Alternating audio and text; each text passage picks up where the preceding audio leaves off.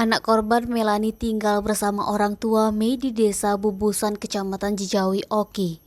Jenazah korban Mei tiba di desa Bubusan tadi malam sekitar pukul 21.00 waktu Indonesia Barat dan dimakamkan pada pukul 10.00 waktu Indonesia Barat. Korban Henry juga dimakamkan di desa Bubusan tapi beda tempat. Rumah korban Henry tidak jauh dari rumah Melani. Gustiun, korban Melani ini sudah 8 bulan bekerja di Palembang dan memang jarang pulang ke desa.